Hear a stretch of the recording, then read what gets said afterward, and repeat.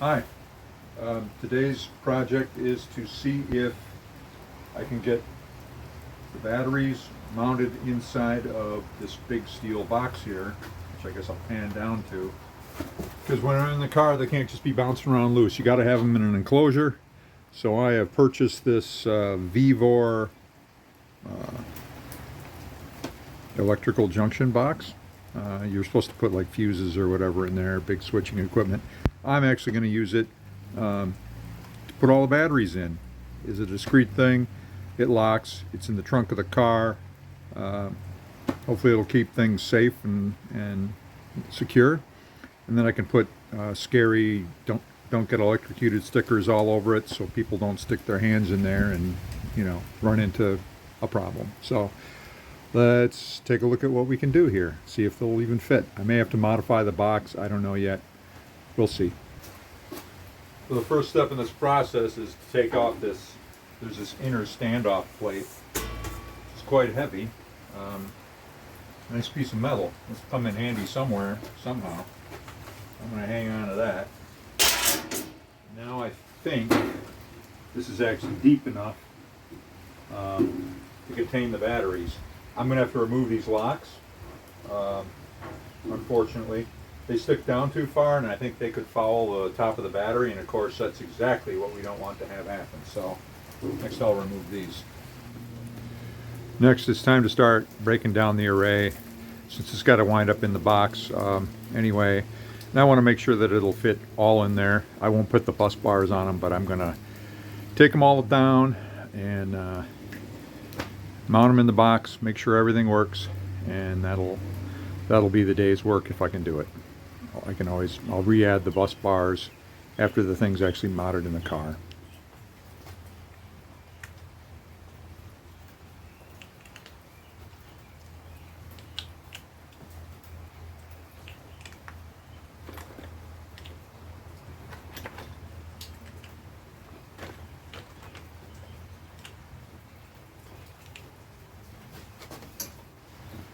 Amazingly, I'm not missing any of the caps. This is a good sign.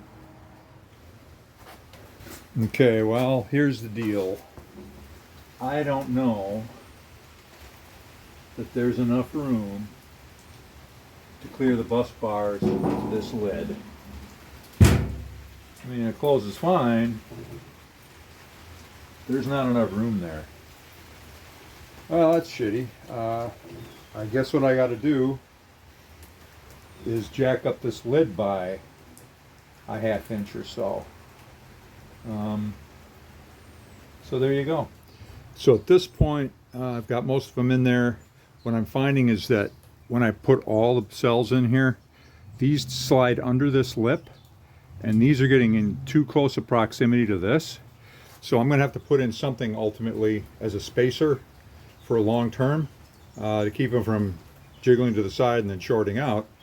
Maybe even sawing away this lip in parts, because it's not really, this doesn't need to be watertight. It just needs to you know, keep fire within if a fire starts. In the short term, I'm going to put some rubber mats in the sides on both sides so that nothing moves around and causes a problem, even with the caps on, you know.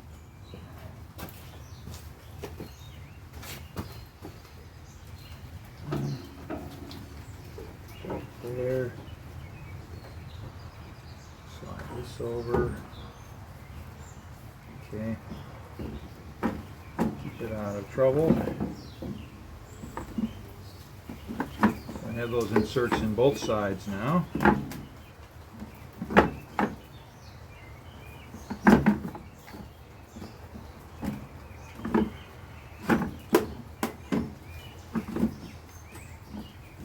To route the power cables out this side, maybe, or you know, I'll need to reorient these batteries so that the ends are running this way. Since it's a square box, it should work fine.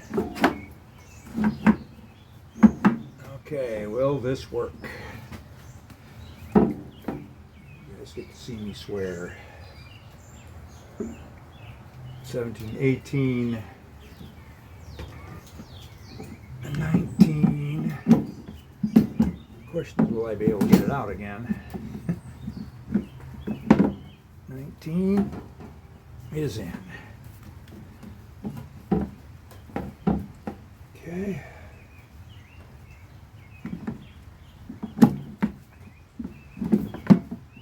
20 is in. Okay. Here's where I need to be clever, or try to be clever for once.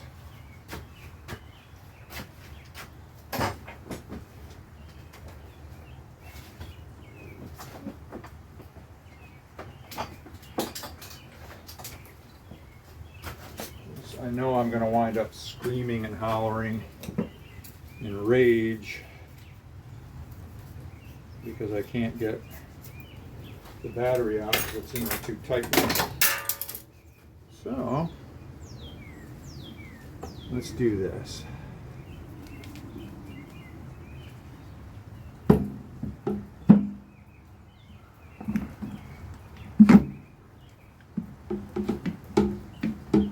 Last battery in, and I can pull it out using this strap. So I can undo the whole puzzle box. And there it is. My batteries are mounted in a box. And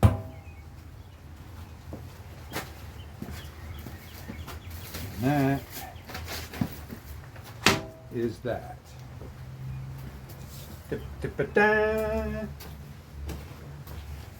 More later.